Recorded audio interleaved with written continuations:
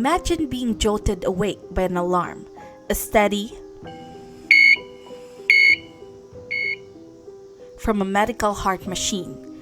You're groggy, it's dark, maybe you dismiss it as just background noise. But what if that's how you hear a loud machine, yet fail to register the sound of gunshots? That's exactly what Sarah Grace Patrick says happened the night her mother and stepfather were found shot dead in their bed. And it's one of the many strange details that have investigators and netizens questioning her story. Today, we're telling the bizarre, haunting, and confusing tale of Sarah Grace Patrick. We'll parse through the details from her funeral eulogy that ended with a strange "I'm sorry" to TikToks filled with sorrowful captions, messages to true crime creators, and Redditors weighing in, all while reminding you she's legally innocent until proven guilty, and that this case is very much still unfolding. Inside the Brock family's bedroom lies where Kristen and James slept, now transformed into a crime scene. They were found shot to death in their bed by their youngest daughter, just 5 or 6 years old. There were no signs of forced entry. One door stood slightly ajar, but nothing had been taken. No sign this was anything other than a tragedy inside the home. We know they were killed by gunshot wounds, but investigators haven't released how many shots were fired or where the bullets hit. No forensics on trajectory, entry wounds, or distance. That silence around the details leaves space for 1,000 questions about motive, timeline, proximity, and intimacy of the attack. And there, in the stillness of that morning, Sarah Grace Patrick made the 911 call. She would later say she didn't hear gunshots, but only the heart machine alarm. The contrast between silence and piercing beeps will become one of the most haunting and controversial moments of the story. And so our journey into this case begins. One detail that raised eyebrows was that Sarah reportedly said she didn't hear the gunshots, even though they happened multiple times in the bedroom. Yet she claims she did hear the alarm from her stepfather's LVAD heart machine going off that night. That discrepancy hasn't gone unnoticed. As the New York Post reported, she told a family friend something like, "I heard the alarm for the heart machine, maybe 10 to 20 minutes before I went to bed, but it blended into background noise." Meanwhile, she didn't hear gunfire loud enough to kill 2 people in the same room. Now, this might be plausible, but in a small house, a medical alarm and multiple gunshots are not the same level of quiet. That detail alone has become a point of speculation. The family's niece, Kristen Dada, echoed what many are thinking. The gunshots. How do you not hear the gunshots? It was alleged that there were at least 4 gunshots, but no details were publicly mentioned or provided. As we peel back the layers of this case, one question nags at us. Where exactly was Sarah staying that night? Were her bedroom and her parents' room close together or far apart? We don't know.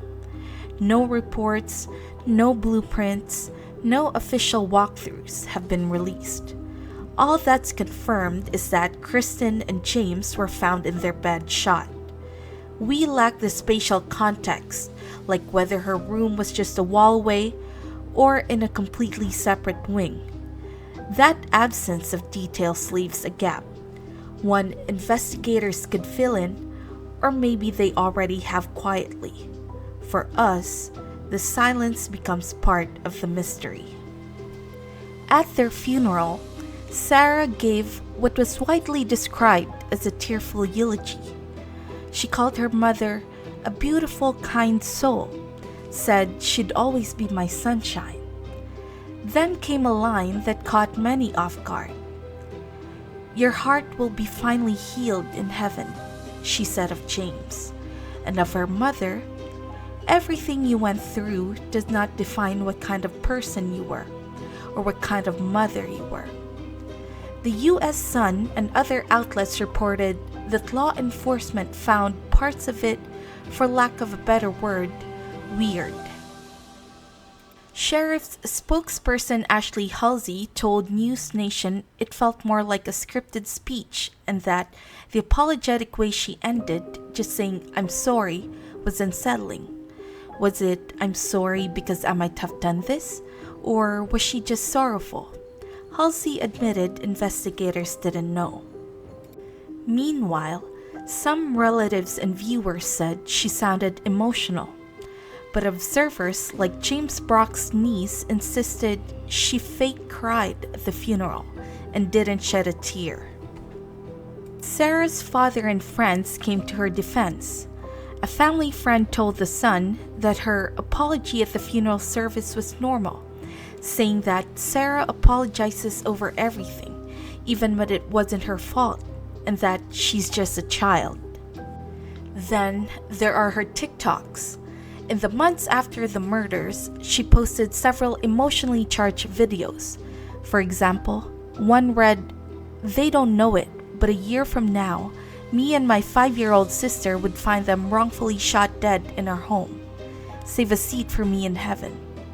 Another showed messy mascara tears with titles like, "Life's hard, but at least I have my mom." Dramatic, yes. Painful, sure. But some say performative. Her account has since been removed from TikTok. Perhaps the oddest digital move was when Sarah messaged true crime TikTokers offering details about the case, calling it a really big hit and offering intel. A TikToker known as Allegedly Reportedly says someone identifying as Sarah Grace messaged her in June. "Search Brock case, they're my parents. It would be a really big hit." She provided specific details in follow-ups, even engaging with comments to explain the layout of the house or how they were shot. In one message, she said the killer most definitely knew the house, implying insider knowledge. Another user at ChewLover99 received a TikTok DM saying, "Mama, I need a mama bad," with timing that preceded Sarah's arrest. People noted that none of these have been definitively confirmed as coming from the real Sarah Grace Patrick, but the timing and content fueled suspicions. On social media, speculation exploded. Redditors have called out the inconsistencies. "How do you miss multiple gunshots in your own house?" one wrote. Others say the funeral speech felt staged, like she was auditioning for sympathy. But there are also people defending her, saying she's grieving and vulnerable. On Facebook, a public group called I Stand With Sarah Grace Patrick was formed, supporters raising funds and arguing she went to the police voluntarily with her father when a warrant was issued. So where does the legal case stand now? As of August 2025, Sarah Grace Patrick is charged with 2 counts of murder and 2 of aggravated assault and is being tried as an adult. She turned herself in on July 8th or 9th and bond was denied. If indicted, her trial could begin around January 5th, 2026. She was seen entering court smiling and hugging her lawyers, then later breaking down in tears as emotional testimony unfolded. Her arraignment is scheduled for September 22nd. Authorities say they have mountains of physical and digital evidence, though they've released few specifics. The motive still unknown. The investigation is ongoing, and additional charges or arrests are not ruled out. There are several circulating online theories and speculation about the case. The first one being, was it all just a publicity motive? Many netizens point to her TikTok activity, specifically her messages to true crime creators, as suspicious. Some suggest she was intentionally steering the narrative for attention, even before any charges were filed. Second was her behavior at the funeral. Was it a staged eulogy? Her emotionally charged speech at the funeral raised eyebrows. Some considered it too rehearsed, questioning the sincerity of her tears. According to law enforcement sources, her eulogy felt scripted, especially her concluding line, "I'm sorry." That phrase struck officials as odd. Was it remorse, sorrow, or something else? For some, the combination of eulogy content and tone prompted speculation that it might have been a calculated performance. Third, there's no physical evidence, yet digital trail. Supporters highlight the lack of forensic proof tying her to the shootings. Meanwhile, others wonder if hidden digital footprints could eventually contradict her narrative. What people are noting was that prosecutors confirm they have a mountain of digital evidence, including posts, messages, and interviews, but no firm confirmation of a weapon tied to her.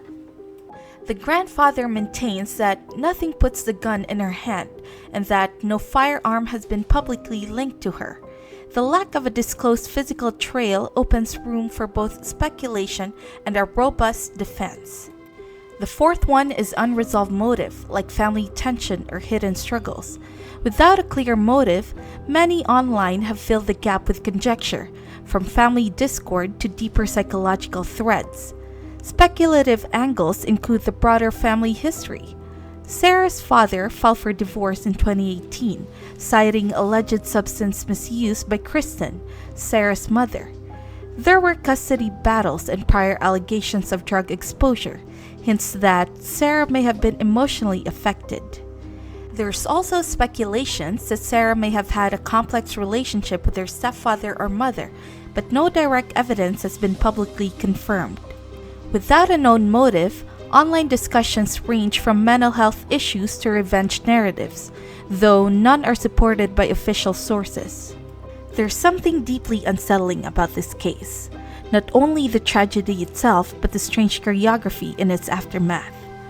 A funeral speech ending with "I'm sorry" that catches at your throat in one moment, then stops you cold the next. TikTok's building a narrative and simultaneously imploding under scrutiny. Messages to influencers offering intel. A teenager mourning publicly and being accused privately. All while legally she's still innocent, because in the end, what deserves our attention most is what the evidence will actually show in court. We'll keep watching and only update you with verified facts from trusted reporting. If you're new here, subscribe for updates. And let's remember to hold space with compassion for all those affected, even as we seek the truth. This is Unravel, and we'll see you again in the next one.